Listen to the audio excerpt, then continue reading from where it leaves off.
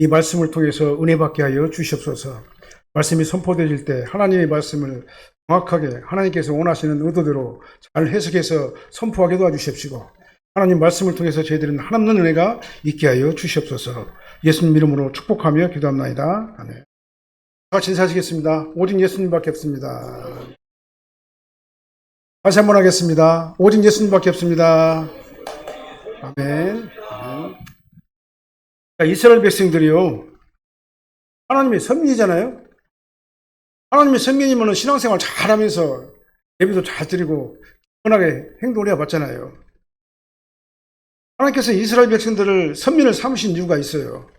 그건 뭐냐면은 하나님께서 아브라함의 씨에서 만민의 죄를 대속할 그러한 구세주를 탄생시키기 위해서 아버지 하나님께서 선민을 갖다 삼으셨거든요. 그래서 다윗의 씨에서 이스라엘을 만민을 구원할 그러한 구세주가 나타나야 되는데 그분이 바로 예수님이신데, 근데 실상 보게 되면요, 이스라엘 왕조 가운데서 쭉 가다 보면은 전부 다 불순종하고 우상 숭배하고 세상에 빠지고 타락하고 그냥 그런 상태에 있었단 말이죠. 그리고 지금 이제 이 하박국 시대 때는요, 이스라엘이 뭐 완전히 그냥 뭐냐면 타락해가지고 우상은 섬기게 되고, 하나님을 섬겨야 되는데 우상을 섬기게 되고, 정말 하나님 앞에 경건하게 살아야 되는데 경건은 다 빠져버리고 세속적인 방법으로 빠져가지고는 돈과 명예와 그런 것들만 생각하면서 하나님을 경외할 줄 몰랐다 그 말이죠. 그런데 하나님께서는 어떻게 됩니까? 하나님께서는 하나님의 계획이 있잖아요. 이게 바로 주권적 공이라고 하는 거예요. 하나님의 주권적 공이라는 건 뭐냐면, 우리 인간은 잘못했어도 하나님께서 그 뜻을 이루시기 위해서 인간의 잘못을 했을지라도 그를 갖다 세우시고 하나님의 자녀 삼아주신 것이죠. 저와 여러분들이 지금 현재 이 땅에서 이제 성도로 살고 있잖아요. 성도로 살면서도 분명히 잘못한 경우가 많이 있어요. 그렇다고 해가지고 내가 잘못했으니까 너 성도 그만둬 해가지고 하나님께서 딱 잘라버리는 게 아니에요. 성도의 자격은 유지하되, 그러나 분배적 공이라는 게 있어요. 내가 살면서 내가 잘못한 것에 대한 값을 받게 되는 것이죠. 그러니까 하나님께서는 나를 성도로 세우셨으면 나는 이제 영원한 하나님의 백성이에요. 백성인데 내가 하나님의 백성이면서도 불구하고 내가 이제 잘못하게 되잖아요. 죄를 짓잖아요. 그렇게 되면 하나님께서 내가 살아가는 동안에 나를 성도의 자격을 박탈시키는 것이 아니라 살아가면서 내가 원의시로 돌아오게 하시려고 나를 어떻게 합니까? 분배적 공의, 그러니까 심판과 그다음 채찍과 상급을 통해 가지고 우리를 성도로 견인하시는 거다 그 말이에요. 이스라엘도 마찬가지입니다. 오늘 본문에 보니까 이스라엘은 너무나도 타락해 가지고 하나님을 믿어야 할 선민이 하나님을 믿지 아니하고 세상에 빠져 가지고 우상을 섬기고 그러니까 하나님께서는 그에게 분배적 공의를 갖다가 지금 현재 제공하시는 거예요. 그러니까 주권적 공의는 이스라엘 선민은 그대로 유지가 돼요. 그러나 분배적 공의는 그들이 잘못했기 때문에 벌을 받아야 돼요. 그래서 결국은 어떻게 됩니까? 이스라엘에 대해서 예수 그리스도가 탄생을 하셔야 되기 때문에 하나님의 주권적 공의를 계속 유지하면서, 그러나 잘못했기 때문에 분배적 공의로 그들을 벌하시는 거다. 이 말이 좀 어려울 수는 있지만은요, 그런 말이에요. 그래서 이스라엘 백성들을 갖다가 하나님께서 어떻게 했냐면은 심판하시기로 결정을 하셨어요. 바벨론의 포로로 끌려가게 하셨다 그 말입니다. 전쟁을 일으켜가지고 이스라엘 민족을 다 파괴시키고, 그 다음에 이스라엘 백성으로 남은 자들을 그쪽으로 보내가지고 거기서 남은 자들을 보호하시겠다. 그리고 70년 후에 다시 이제 예루살렘으로 돌아오게 하시겠다는 하나님의 계획이, 이게 바로 주권적 계획과 분배적 계획이 같이 나가는 거예요. 그러니까요. 그래서 여러분들이 신앙생활 잘 하려면 어떻게 되냐면은, 나는 이미 성도가 됐어요. 나는 이미 성도기 때문에 성도로서의 성도다운 삶을 살 적에 하나님께서는 우리를 영혼이 잘 된과 같이 범사가 잘 되고 강건하게 우리를 해주셔요. 그러나 우리가 성도인데도 하나님의 말씀을 어기고 내 마음대로 살고 세상에 빠져가지고 그렇게 살게 되면은요, 어떻게 하냐, 하나님께서는 매를 들어요. 이게 분배적 공의예요. 그렇기 때문에 저와 여러분들은 정말 하나님 앞에 말씀 안에 잘 순종하면서 살 적에 하나님께서 우리 길을 인도해 주시고 축복하시고 도와주시고 역사하시고 그렇게 하실 줄을 믿으시길 바랍니다. 오늘은 맥주감사 주일을 우리가 지키고 있어요. 맥주절은 유대인의 3대 절기 중에 하나고, 오늘날에도 이 절기를 맥주감사주일로 우리가 지키고 있어요. 그러니까 맥주감사주일의 교훈은 뭐냐면, 여기까지 나를 인도하신 하나님께 감사합니다 그거예요. 이스라엘 백성들이 광야에서 애굽을 떠나가지고 광야 생활할 적에 하나님께서는 그들 광야에서 그들이 스스로 견뎌내도록, 스스로 살도록 방치하지 않으셨어요. 만약에 이스라엘 광야 길을 40년 동안 가는데 하나님께서 그냥 외면하고 그들 갖다가 니들 알아서 살아. 일반 족의 계시 안에서 그냥 네가 그냥 살아 알아서. 그렇게 했더라면 어떻게 되겠습니까? 광야는 낮에는 춥고, 낮에는 덥고, 밤에는 춥고, 그 다음에 이리떼들이 맹수들이 우글거리는 곳이고, 그 다음에 독충, 그 다음에 황충이들이 막 있고, 그런 곳에서 우리 광야에서 살 수 있는 조건이 아닌 거예요. 광야에 먹을 것이 없어요. 그렇기 때문에 하나님께서 도와주지 않으면 광야 40년을 지나갈 수가 없었는데, 하나님께서는 이스라엘 백성들을 어떻게 했습니까? 불꽃 같은 눈으로 지켜주셨어요. 낮에는 구름기둥으로, 밤에는 불기둥으로, 추위와 더위를 갖다가 보존하시고, 그 다음 만나와 메추라기의 생수로서 날마다 공급해 주셔가지고 먹을 것 생각해 주시고, 그 다음에 여러 가지 악한 주변의 모든 것들로부터 보호하시고, 그래서 이스라엘 백성들을 광야 40년 동안을 인도하셨다 그 말입니다. 내가 여기까지 온 것이 내가 스스로 내 노력에 의해 가지고 내가 여기까지 온 걸로 우리는 착각할 때가 많아요. 그러나 지난달을 돌이켜보고 보면은 그런 것이 다 주님의 은혜였었다. 하나님께서 나를 여기까지 인도하셨기 때문에 내가 오늘 여기까지 와가지고 하나님 앞에 지금 예배를 영광 올리고 있다. 이걸 갖다 고백을 해야 돼요. 이 고백은 어떨 때 가능하냐면 하나님께서 나에게 주시는 성령의 감동하심의 역사가 있을 때만 가능한 거예요. 내가 나 혼자 와가지고 내 혼자 모든 거 다 하고 온 것 같지만 사실은 하나님께서 내 등 뒤에서 나를 지켜주시고 보호하시고 인도하셨다 그 말이에요. 그 은혜에 감사하는 절기가 맥주 절기입니다. 우리가 사는 이 세상은요 광야와 똑같아요. 다르잖아요. 하나님께서 보호하시고 인도하시고 지켜주지 않으면요 우리는 이 광야에서 이 광야 같은 세상에서 하나님의 백성으로 살 수가 없어요. 하나님 백성으로. 그래서 우리는 나를 여기까지 지켜주신 하나님, 내가 여기까지 혼자 온 것 같지만 아버지 하나님께서 나를 여기까지 지켜주셨습니다. 정말 그 은혜에 감사합니다. 그래서 감사는요 믿음의 핵심인 거예요. 믿음의 척도가 바로 감사의 척도와 같은 겁니다. 나를 여기까지 인도하셨다는 그 믿음이 바로 감사의 척도가 되는 거예요. 우리가 어떤 상황 가운데서도 하나님 앞에 감사한다는 것은 그건 바로 믿음이 있다 그 말이에요. 감사가 없다는 것은 믿음이 약하다 그 말입니다. 하나님께 감사하면 범사가 감사할 줄을 믿습니다. 하나님께 감사하게 되면 감사하는 마음이 넘치게 되면요 범사가 다 감사한 거예요. 감사하지 않을 수가 없는 거예요. 어떤 환경에서도 감사하는 것입니다. 하나님께 감사하는 성도는 범사에 감사하게 되고 범사에 감사하면 하나님께서 그에게 힘을 주시고 차원이 다른 삶으로 그를 인도해 주신다 이 말이에요. 올해도 벌써 반년이 지나가 버렸습니다. 우리는 그동안 광야 같은 이 세상에 살면서 하나님과 사람과 주어진 환경 앞에서 감사하는 것을 믿고 살지는 않았는가. 날마다 불평하고 불만하고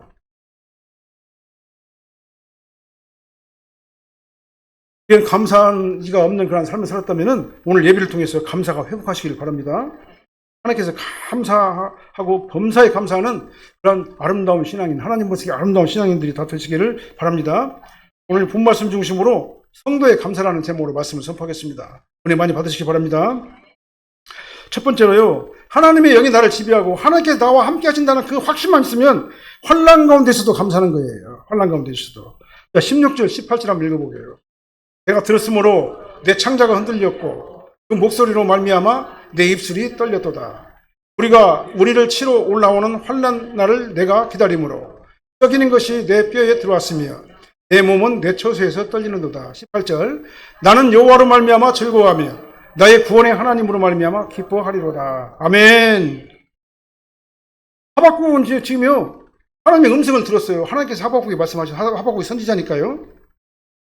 너 이스라엘 백성들이 너무나 타락했어. 이스라엘 백성은 선민이야. 하나님의 구원받은 백성이야. 근데 구원받은 백성답게 살지 못하니까 세상으로 빠져가지고 우상을 숭배하고 타락해가지고 하나님을 믿지 못하고 하나님을 떠나서 세상에 빠져있는 그들 갖다가 나는 심판할 거야. 아까 보셨죠? 분배적 공이라고 그랬죠. 그렇다고 해가지고 이스라엘 선비는 자기가 박탈되는 거 아닙니까? 그게 주권적 공이에요. 하박국은 지금 하나님의 음성을 들었어요.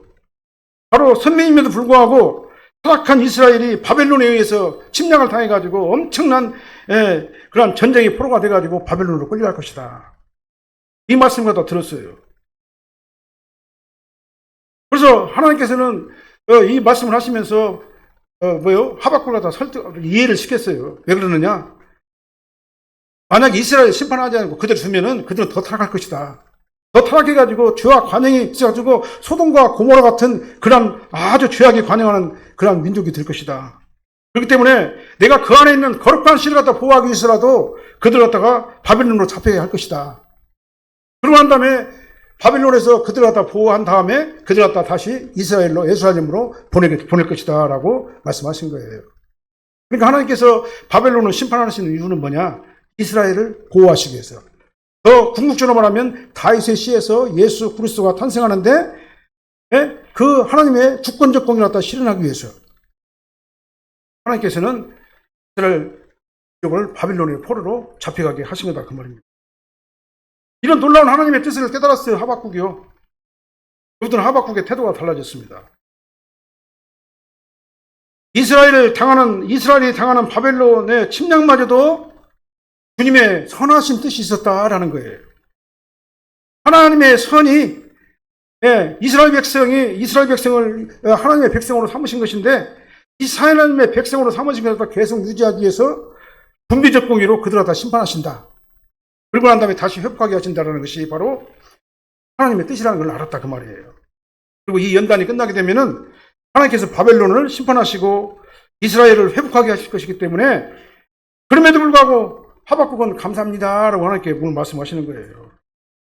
그래서 하나님께서 약속대로 70년의 포로 생활이 끝나고 난 다음에 고레스의 칙령으로 하나님께서 고레스 왕에게 예수도 안 믿는 이방인 왕에게 은혜를 베푸셔가지고 이스라엘 백성들을 갖다가 바벨론 포로에서 돌아가게 하는 그런 칙령을 발표하게 된 거예요. 이게 역사적인 사건이죠.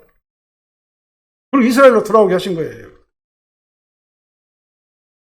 그리고 당시 역사적 사실로 보게 되면은 이스라엘의 남은 자가 예루살렘으로 귀환했잖아요, 이제요.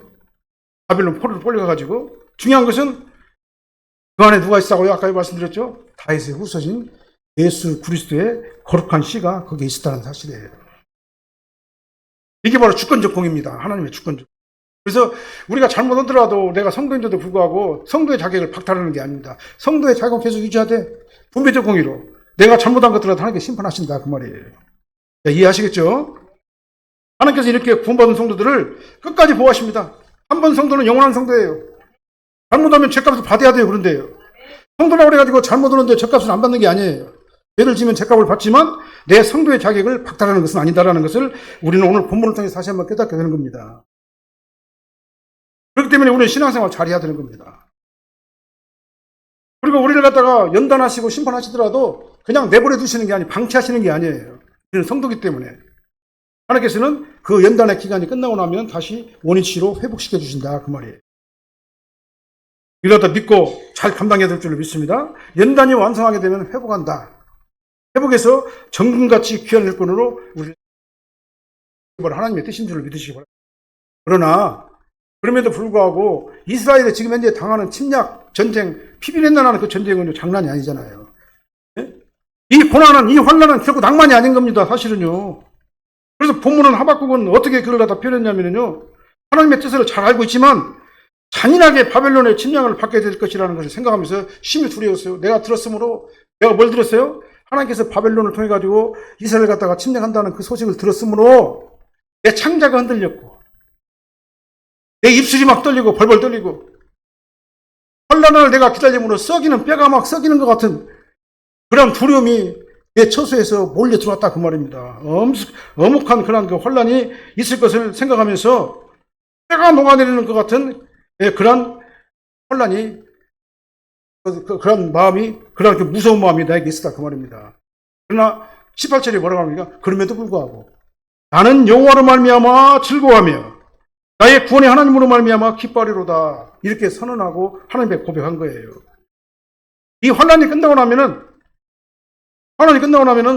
회복해 주신다는 그 말씀을 갖다 진심으로 하박국은 믿은 거예요. 하나님의 분배적 공의를 실현하시고 나면 하나님의 주권적 공의를 다시 회복하게 하셔가지고 성도로서의 올바른 삶을 살 수 있도록 우리를 인도하시겠다 그 말인 것입니다. 오늘 신학적인 용어가 막 나오기 때문에 좀 어려울 수는 있어요. 그러나 이제 이해는 하실 줄로 믿습니다. 우리도 마찬가지입니다. 우리는 살면서 예상 못할 고난을 당할 수가 있어요. 회오리바람처럼 막 갑자기 막 닥칠 수가 있습니다. 이게 고난이라는 건 미리 예고하고 오는 게 아니잖아요. 내가 병 걸릴 줄 알았어요, 누가요? 계속 90세, 100세까지 건강에 살 줄만 알았지. 회오리바람처럼 나는 원하지 않지만 고난은 예상하고 찾아오는 것이 아니라 어느 날 갑자기 안심하고 있을 때 나에게 찾아오는 게 바로 고난인 겁니다. 그래서 성도는요, 이런 일이 오더라도 불평하거나 원망하면 안 되고요. 그 대신 어떻게 합니까? 하나님께 감사해야 돼요. 이 고난에 선하신 하나님의 목적이 있다. 나에게 이 고난을 주신 하나님의 선하신 목적이 있다. 이걸 다 극복하고 하나님 앞에 전적으로 의지하고 하나님 앞에 매달려가지고 간구하고 이 문제를 해결하고 나면은 하나님께서 나를 정금같이 더 훌륭한 하나님 일꾼으로 사용하실 것이다. 이렇게 믿음으로 기도하면서 하나님을 전적으로 의지하면은 하나님께서 어떻게 하십니까? 환난 가운데 그냥 방치하십니까? 이스라엘 백성들요? 아니에요. 낮에는 구름기둥과 밤에는 불기둥과 만나와 메추라의 생수로서 이스라엘 백성들을 광야길을 갖다 인도하신 분이 누구십니까? 하나님이세요. 하나님께서 가라면 가고 서라면 섰잖아요. 광야에서. 내가 환난을 받는다고 하더라도 하나님께서 나를 방치하시는 게 아니다 이 말입니다. 하나님께서 나와 함께 동행하신다 그 말입니다. 하나님께서 환난 가운데서도 나와 함께 동행하신다 그 말이에요. 그리고 지켜주시고 결과적으로 우리를 하나님의 백성이기 때문에 회복하게 하신다. 나를 깨닫게 하시고 훈련을 통해 가지고 깨닫게 하신다 그 말입니다. 그리고 나중에는 어떻게 합니까? 고난이 결국은 유익으로 열매를 맺게 될 것이다 그 말이에요. 이렇게 하나님을 진정으로 믿고 하나님을 의지하는 하나님의 백성은요, 무슨 환난을 만나더라도 결코 어떻게 합니까? 두려워하지 않아요. 왜 그냥 하나님의 뜻이 있다. 하나님의 선하신 뜻이 있다. 이 환난이 지나고 나면 하나님께서 나를 귀하게 사용하실 것이다. 이 믿음이 바로 진짜 믿음인 줄로 믿습니다. 그리고 이 믿음을 가지고 있는 자들은요, 하나님께서 함께 하시기 때문에 반드시 승리하게 되는 겁니다. 우리 산악교회 모든 성도님은요, 어떤 어려움이 오더라도 오히려 환난은 믿음으로 감사하면서 이기는 정말 신앙 좋고 믿음 좋은 그런 우리 산악교회 모든 성도님들이 다 되시기 바랍니다. 이 믿음을 가지고 있으면요, 세상이 우리를 감당하지 못하는 거예요. 환난 가운데서도 우리 감사해야 될 줄로 믿습니다. 그 다음에 없을지라도 감사를 하라고 그랬습니다. 없을지라도 감사하라고 해서 전쟁의 폐허가 되면 없잖아요. 한번 들어볼까요? 17절로 18절 말씀. 비록 무화과나무가 무성하지 못하며 포도나무에 열매가 없으며 감람나무에 소출이 없으며 밭에 먹을 것이 없으며 우리의 양이 없으며 외양간에 소가 없을지라도 나는 여호와로 말미암아 즐거워하며 나의 구원의 하나님으로 말미암아 기뻐. 전쟁이 휩쓸고 가면은요 다 황폐가 돼버리잖아요. 여기서 없을지라도라는 단어가 몇 번 나옵니까? 6번이나 나와요. 전쟁으로 황폐하게 돼가지고 모든 것을 다 쓸어가 버린 그런 상태가 바로 지금 현재 하박국이 바라본 그 상태라 그 말이에요. 무화과나무, 감람나무, 포도나무는 뭡니까? 가장 팔레스타인에서 없으면 안 될 유실주잖아요. 유실수. 그런데 나무들이 소출이 없다는 것은 어떻게 합니까? 절망적인 상황이 알 수가 없어요. 그럼 밭에 먹을 것도 없고 우리의 양이 없고 외양간에 소가 없다는 건 뭡니까? 정말 살기가 힘들다는 얘기예요. 정말 살아가기가 너무나도 힘든 상황이단 말이에요. 너무나도 빈곤하게 됐다 그 말이죠. 이런 그 총체적 빈곤 때문에 그냥 앉아서 그냥 굶어 죽어야 될 그런 고통스러운 상황이 이 전쟁의 결과로 나타나게 된 것이다 라는 거예요. 근데 하나님께서는 전쟁으로 폐허가 된 그 땅에서 그런 상황이 온다 할지라도 나는 여호와로 말미암아 즐거워 나의 구원의 하나님으로 말미암아 기뻐하려도다. 이게 가능합니까? 이게요? 왜 가능합니까? 하나님께서 도와주신다고 하는 그 믿음이 있기 때문에 가능한 거예요. 이런 상황에서도 하나님께서 함께 하시고 이스라엘을 광야에서 40년 동안 인도하신 그 하나님께서 그냥 방치하지 않으신다라는 그런 확신이 있기 때문에 그런 겁니다. 저와 여러분들이 어려움을 당하더라도요 안 죽어요. 안 죽어요. 절대 안 죽어요. 왜 그러냐? 하나님께서 인도하시기 때문에 그래요. 내가 어느 곳에 가든지 간에 하나님께서 나를 지켜주신다 그 말입니다. 그 하나님이 전적으로 우리를 지켜주시고 보호하시는 거예요. 하나님의 백성인 저와 여러분들은요, 그러니까 무엇을 먹을까 무엇을 마실까 염려할 필요가 없는 겁니다. 왜 그러냐? 하나님께서 함께 하시고 하나님께서 동행하시면 그런 것들은 우리에게 갖다 주신다 그 말이죠. 마태복음 6장 30절로 31절 말씀. 오늘 있다가 내일 나궁에 던져지는 들풀도 하나님이 이렇게 입히시거든.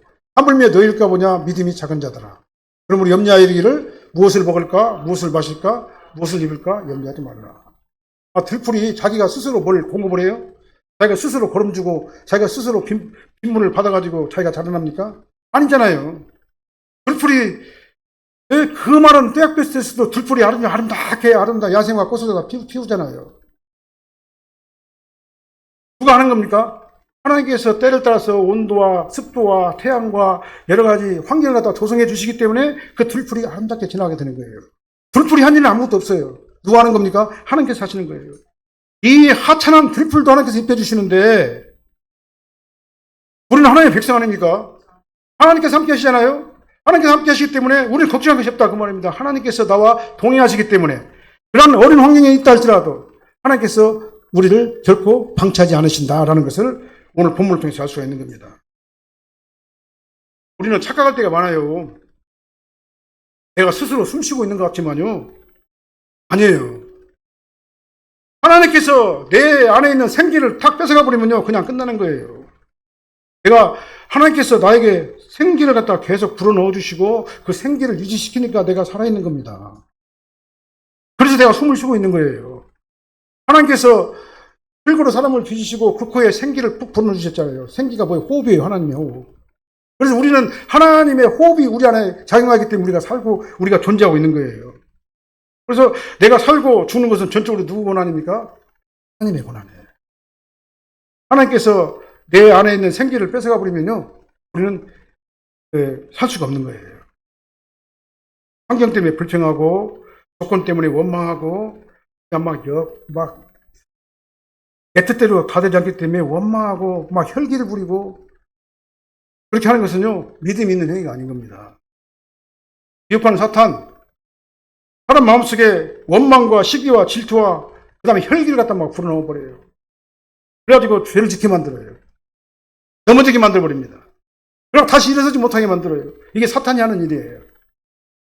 그럼에도 불구하고 감사하시기 바랍니다. 오늘 하박국이 고백한 것처럼 어떤 상황이 온다 할지라도 하나님의 선하신 뜻이 있다. 하나님의 선하신 뜻이 있다. 그 하나님의 선하신 뜻이 이루고 나면은 다시 회복해 주실 것이다. 그러면서 어떻게 합니까? 감사합니다. 이런 환경을 주신 것도 하나님의 은혜입니다. 하나님께서 뜻이 있어서 이런 환경을 주신 줄로 믿습니다. 이 환경을 잘 극복하고 지나가게 도와주시옵소서. 이 환경을 지나고 나면 하나님께서 나에게 더 큰 은혜를 베풀어 주실 줄로 믿습니다. 이게 신자 아닙니까? 성도가 이게 성도 아니겠어요? 이런 성도의 자세로 우리가 신앙생활 하면은요, 우리 어떻게 합니까? 데살로니가서 6장 18절 말씀. 한번 읽어볼까요? 범사에 감사하라. 이것이 그리스도 예수 안에서 너희를 향하신 하나님의 뜻입니다. 범사에 감사하게 되는 거예요. 그리고 범사에 감사하는 것이 하나님의 뜻이에요. 어떤 환경에서도 감사하면 하나님께서 우리를 어떻게 합니까? 우리를 지켜주시고 보호하시고 인도하신다 그 말입니다. 내가 하나님 때문에 기뻐하고 즐거워하고 기뻐하고 어떤 환경 가운데서 감사가 넘치면요. 그다음부터는 하나님께서 나와 함께 하시는 겁니다. 아무리 신앙이 좋은 것 같아도요. 불평하고 불만하고 혈기 부리고 하나님 앞에 막 대들고 나 하나님 없어도 된다라고 그런 그 교만한 마음을 가지고 있으면요. 그 믿음은 정상이 아닌 겁니다. 하나님께 감사의 조건 찾아주시기를 바랍니다. 가만히 생각해 보니까 우리가 하나님 앞에 감사할 조건들은 얼마나 많은가 몰라요. 아까 막 우리 권사님 찬양할 때도 막 나오잖아요. 얼마나 감사할 조건들이 많아요. 내가 숨 쉬고 있는 것도 감사해요, 사실은요. 내가 걸어 다니는 것도 감사합니다, 사실은요. 내가 눈으로 볼 수 있는 것도 감사한 일이에요. 얼마나 감사할 조건이 많은가를 몰라요. 일용할 양식을 주시기 때문에 내가 오늘 살아서 여기까지 건강하게 잘 있잖아요. 감사해야 됩니다. 나에게 믿음을 주신 분이 누굽니까? 하나님이세요. 믿음을 주셨기 때문에 우리가 이곳에 와서 예배 드리고 하나님 앞에 예배를 영광 올려드리잖아요. 이 믿음을 주신 하나님께, 그럼 교회 나와가지고 하나님께 영광 예배 드릴 수 있도록 하게 하신 하나님께 감사. 그 다음에 우리가 하나님의 성도가 됐습니다. 이 세상의 세속적인 가치관을 바라는 것이 아니라 하나님의 나라를 바라볼 수 있는 그런 믿음과 가치관과 정체성을 우리에게 주신 것도 감사합니다. 막 감사할 조건이 너무나 많아요. 막 찾으시기 바랍니다. 우리 김수장 목사님이 설교할 때 막 감사 조건 막 찾으라고 막 그러더만요. 그냥 막 찾아가지고 막 감사하시길 바랍니다. 그러면 하나님께서 함께 오늘 맥주감사 주를 맞이해가지고 감사가 회복되시기를 예수님으로 축원합니다. 어떤 환경에서도 감사하게 되면 하나님께서 함께 하신다. 그러나 감사하지 않냐고 불평하고 원망하면 하나님의 분배적 공의가 나를 갖다가 연단하시고 그 심판이 나에게 온다. 분배적 공의로. 그렇지만 나의 성도의 자격은 박탈되는 건 아니다. 왜냐? 하나님께서 나를 한번 부르셨기 때문에 나는 성도예요. 성도로서의 삶을 살기 위해서 하나님께서 나를 분배적 공의로 나를 심판하신다. 그렇게 우리는요, 성도가 가장 지혜로운 성도는 뭐냐? 말씀 앞에 납작 엎드리는 거예요. 납작 엎드려 버리는 거예요. 그냥. 말씀대로 사는 겁니다. 말씀대로 순종하면 사는 거예요. 그러면은 영혼이 잘 땐과 같이 범사가 잘 되고 강건하다. 이 영적인 진리를 여러분들이 체득하게 되셔서 정말 말씀 안에 한없이 겸손하고 낮아지는 성도님들이 되시길 바랍니다. 그렇게 되면은요, 이 감사하는 자가 주는 축복은 뭐냐? 19절 한번 읽어보게요. 19절이요. 그 여호와는 나의 힘이시라. 나의 발을 사슴과 같게 하사 나를 나의 높은 곳으로 다니게 하시리로다. 이 노래는 지휘하는 사람을 위하여 내 수금에 바친 것이니라. 하나님을 신뢰하고 감사가 회복되면서 모든 것이 감사하고, 모든 것이 정말 주님의 은혜라고 생각하면요, 문제는 더 이상 문제가 아닌 겁니다. 왜냐하면 하나님께서 나와 함께 동행하시고 내 문제 가운데 같이 일하시기 때문에 그래요. 그래서 나는 안 되지만 하나님께서 나와 함께 하시면, 하나님께서 내 문제와 같이 동행하시면 안 될 것이 뭐가 있어요? 하나님은 전지전능하시고 무수부지하신 분인데요. 나는 못하더라도 하나님은 못하신 것도 아무것도 없다 그 말입니다. 하나님께서 나의 힘이 되어주시고 나의 발을 사슴과 같이 되게 하셔가지고 나를 나의 높은 곳으로 다니게 하실 것이다 그랬잖아요. 사슴이 보니까요, 구석책에 보니까 사슴이 굉장히 민첩하대요. 막 그래갖고 막 높은 곳도 막 그냥 단숨에만 올라간대요. 사슴이요. 이 말이 뭔 말이니까 하나님께서 사슴과 같이 나의 발에게 막 힘을 주셔가지고 어떤 높은 문제의 산이라도 그냥 질주하고 가버리는 거예요. 아무리 높은 문제가 있는 높은 산이라 할지라도, 내가 넘을 수 없는 높은 산이라 할지라도 하나님께서 내 발에 막 힘을 줘가지고 사슴과 같이 그냥 산을 갖다가 그냥 문제의 산을 갖다가 홀딱 넘어가 버린다 그 말이죠. 쉽게 넘어간다 그 말이죠. 누가 함께 할 때게요? 하나님께서 함께 하실 때. 아멘.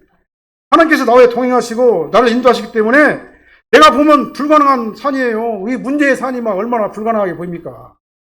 근데 그 문제의 산을 갖다가 사슴의 발과 같이 막 힘을 주셔가지고 하나님께서 막 그 산을 갖다가 그냥 확 넘어가 버리는 거예요. 어떤 문제가 있더라도 우리는 걱정할 것이 없는 것입니다. 왜 그러냐? 하나님께서 나의 발을 사슴과 같이 해주실 것입니다. 어떤 자에게요? 하는 자. 어떤 자에게요? 하나님을 전적으로 의지하는 자. 하나님께서 나와 동행하시고 나를 인도하시기 때문에 내가 보면은 불가능한 것처럼 보이지만은 하나님께서는 아무것도 아니에요. 아무것도 아니에요. 나는 안 될 것 같지만 하나님께는 다 가능하셔요. 하나님 앞에서는 불가능한 일이 아무것도 없어요. 그래서 나의 발을 사슴과 같이 힘을 주셔가지고 사슴과 같이 막 산을 갖다 오르게 하시는 그 하나님의 은혜가 우리에게 임하시기를 예수님으로 축원합니다. 그리고 하나님께서 나에게 힘을 주시고 나에게 힘이 되시고 사슴처럼 날랜 발을 갖다 주셔가지고 문제의 높은 산을 거침없이 뚫고 나가게 하심을 감사합니다. 우리 이렇게 고백하면 돼요. 이 문제가 있습니다 하나님. 그러나 나는 주님 앞에 감사합니다. 이제 하나님께서 나의 발에 힘을 주셔가지고 이 문제의 산을 갖다가 꼴딱 넘어가게 하심을 감사드립니다. 이 고백이 저와 여러분들의 고백이 되어야 하지 않겠습니까? 신앙생활 하면서 이 정도로 신앙생활을 해야 되지 않겠어요? 예? 이 정도 믿음 가지고 하나님을 의지하게 될 적에 하나님께서 우리와 함께 하시지 않겠습니까? 이 고백이 저와 여러분들의 고백 되시기를 예수님으로 축원합니다. 이사야서 시편 23편 1절로 4절 치고 결론을 맺겠습니다. 여호와는 나의 목자시니 내게 부족함이 없으려. 4절 내가 사망의 음침한 골짜기로 다닐지라도 해를 두려워하지 않을 것은 주께서 나와 함께 하심이라. 그의 지팡이와 막대기가 나를 안위하시나이다. 하나님께서 나의 목자가 되시기만 하면요, 문제는 더 이상 문제가 아니다. 해결하지 못할 문제가 없다 라는 것을 우리는 믿어야 돼요. 내게 부족함이 없는 하나님께서 내가 사망의 음침한 골짜기로 다닌다 할지라도 거기서 나를 건져주시고 나와 함께 하시고 나를 갖다가 높은 곳으로 인도하실 것이다 이 말입니다. 해를 두려워할 이유가 없어요. 어떻게 하면요, 하나님께서 나와 함께 하시기만 하면 주의 지팡이와 막대기가 나를 인도하실 겁니다. 이리가 저리가, 이리가 거긴 안 돼, 거기 가지마, 이걸 인도하시는 분이 누구예요?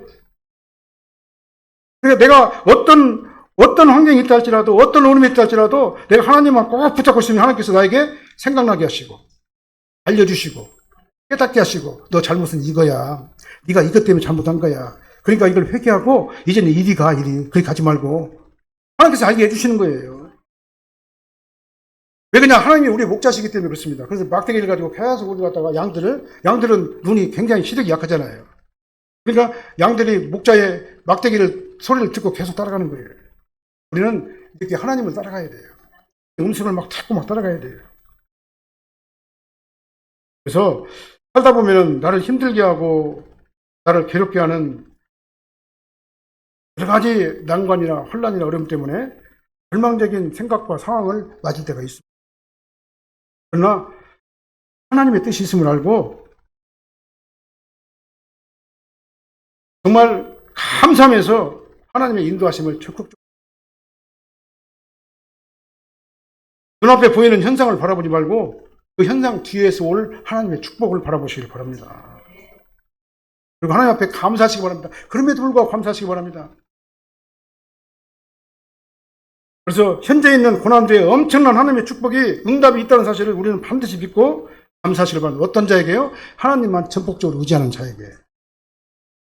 그래서 현재의 고난은 하나님께서 나를 갖다 더 성숙한 믿음으로 훈련시키려고 이 고난을 주셨구나.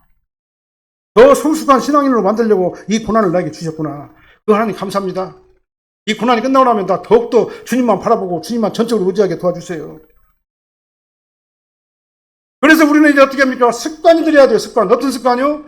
불평하는 습관이 아니라 감사하는 습관을 들여야 됩니다. 불평한다고 해가지고 안 될 일이 되어지는 게 아니에요.